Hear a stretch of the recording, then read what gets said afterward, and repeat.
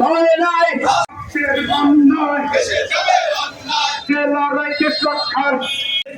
সবুজের পতাকায়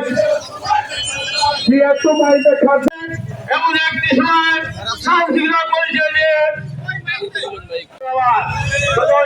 ঘোষণা দিয়ে এখান তাহলে এদেশে